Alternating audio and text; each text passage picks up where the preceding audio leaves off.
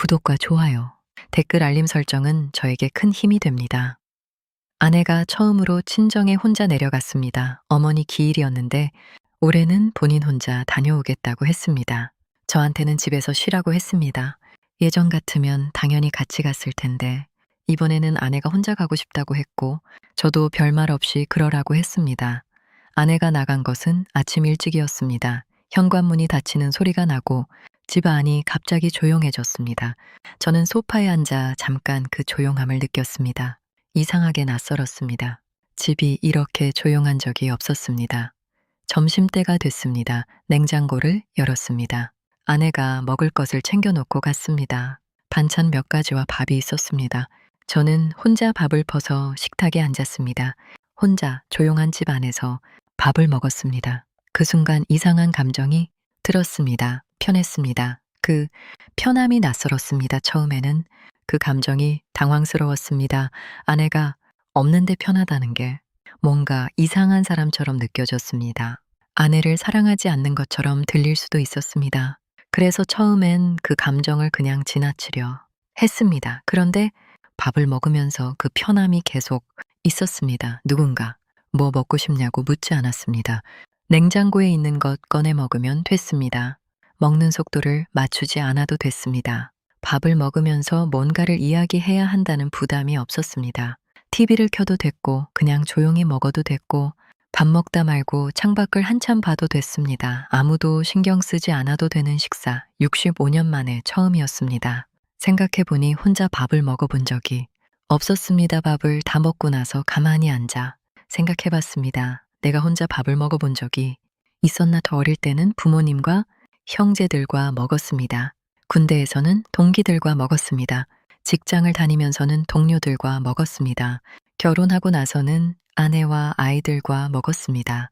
아이들이 다 크고 나서는 아내와 둘이 먹었습니다. 혼자 밥을 먹은 기억이 없었습니다. 아주 가끔 출장을 가서 혼자 편의점에서 뭔가를 사 먹은 적은 있었겠지만 그것은 밥을 먹은 것이라기보다 그냥 때운 것이었습니다. 제대로 밥상 앞에 앉아서 밥을 퍼서 혼자 먹은 것은 오늘이 처음이었습니다. 65년을 살면서 한 번도 혼자 밥을 먹어본 적이 없다는 것이 새삼 이상하게 느껴졌습니다. 그리고 그 한 번도 없던 것이 오늘은 이렇게 편했다는 것도. 나는 아내에게 맞추고 살았습니다. 그 날 오후 저는 별다른 일 없이 집 안을 돌아다녔습니다. 서재에 앉아 책을 꺼내 들었습니다. 오래전에 사놓고 읽지 못했던 책이었습니다. 읽다가 졸리면 눕고 눈이 떠지면 다시 읽고 누가 뭘 하냐고 묻지 않았습니다. 저녁에 뭐 먹을지 정하지 않아도 됐습니다. 아내가 오는 시간에 맞춰 움직이지 않아도 됐습니다. 그 자유로움 안에서 문득 생각이 났습니다. 나는 그동안 아내에게 맞추고 살았구나. 물론 아내도 저에게 맞추고 살았을 겁니다. 그것이 부부라는 것이니까요. 그런데 맞춰 사는 것이 너무 오래되다 보면 어느 순간 내가 원하는 것이 무엇인지 잘 모르게 됩니다. 밥을 먹을 때도 내가 뭘 먹고 싶은지보다 아내가 뭘 해줬는지가 기준이 되고 주말에 무엇을 할지도 우리가 어떻게 보낼지가 기준이 됩니다. 나는 오늘 몇 시에 일어나고 싶은가? 나는 오늘 뭘 먹고 싶은가? 나는 오늘 어디에 가고 싶은가? 그 질문들에 바로 답이 나오지 않았습니다. 오래 생각해야 했습니다. 그만큼 오래 그 질문을 하지 않았다는 것이었습니다. 혼자라는 것에 의미 저녁이 됐습니다. 냉장고에서 반찬을 꺼내 다시 혼자 밥을 먹었습니다. 아침보다 더 여유로웠습니다. 익숙해진 것인지 아니면 오후 내내 혼자였던 게 자연스러워진 것인지 밥을 먹으면서 이런 생각이 들었습니다. 혼자라는 것은 외로운 것과 다르다. 외로움은 누군가가 있어야 하는데 없을 때 느끼는 것입니다. 그런데 제가 오늘 느낀 것은 외로움이 아니었습니다. 홀가분함이었습니다. 잠깐 짐을 내려놓은 것 같은 느낌. 그러면 나는 평소에 짐을 지고 살았던 걸까? 짐이라고 표현하니 아내가 짐처럼 들릴 것 같아서 다시 생각해 봤습니다. 그런 의미가 아니었습니다. 아내가 짐이라는 게 아니라 함께 산다는 것 자체가 서로에게 신경을 쓰는 일이고 그 신경 쓰는 일이 쌓이면 일종의 긴장감이 된다는 것입니다. 그 긴장감이 하루 풀렸을 때의 편함이었습니다. 결혼 38년 만에 처음 해본 생각 아내가 저녁 늦게 돌아왔습니다. 현관문이 열리는 소리가 났습니다. 아내가 들어오면서 다녀왔어요 라고 했습니다. 저는 어서 와라고 했습니다. 그 짧은 말이 이상하게 오늘따라 따뜻하게 들렸습니다. 아내가 가방을 내려놓으며 물었습니다. 베이비온 먹었어요? 저는 응, 차려놓은 거 먹었어 라고 했습니다. 아내가 잘 됐네요 라고 했습니다.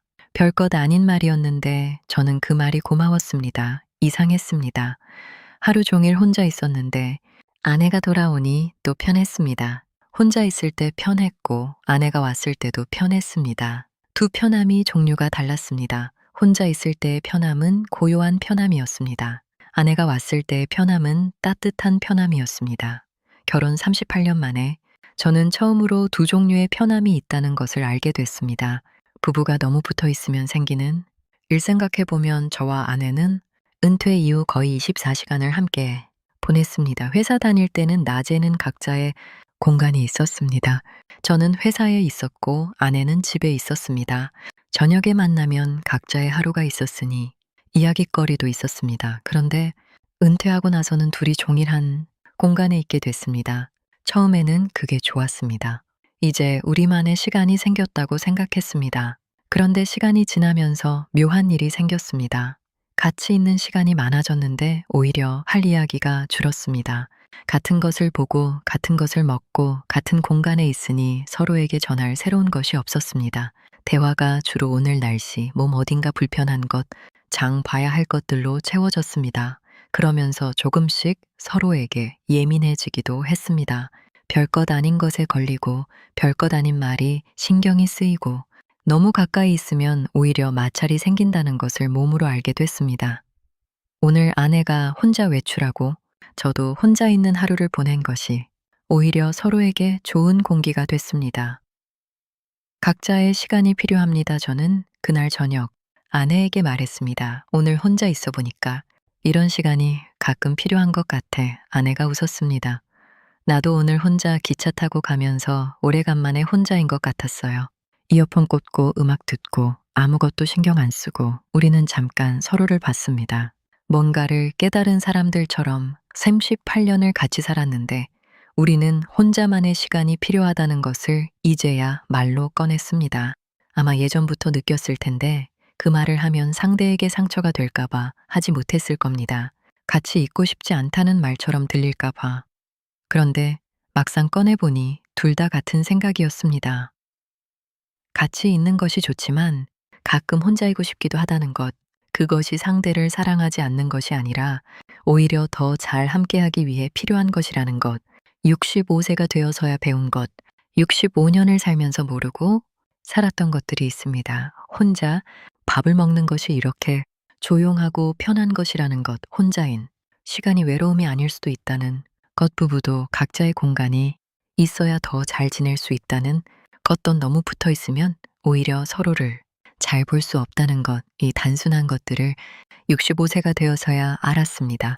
늦었다고 생각할 수도 있지만 이제라도 알았으니 다행이라고 생각하기로 했습니다. 그리고 앞으로는 가끔 혼자만의 시간을 만들어 보려고 합니다. 아내에게도 그런 시간을 주려고 합니다. 주말에 가끔 저 혼자 동네를 한 바퀴 걸어오기도 하고 아내가 친구들을 만나러 나갈 때 흔쾌히 보내주기도 하고 따로 있는 시간이 쌓이면 같이 있는 시간이 더 좋아진다는 것을 이제 압니다. 마지막으로 65세에 처음으로 혼자 밥을 먹었습니다. 그 밥 한 끼가 오래 생각해보지 않았던 것들을 생각하게 만들었습니다. 내가 원하는 것은 무엇인지, 부부가 함께 산다는 것이 무엇인지, 혼자라는 것과 외롭다는 것이 어떻게 다른지, 별것 아닌 혼자 밥 한 끼가 꽤 많은 것을 가르쳐 줬습니다. 이 나이에 배울 것이 아직 남아있다는 것이 사실은 좋은 일인 것 같습니다. 오늘도 읽어주셔서 감사합니다.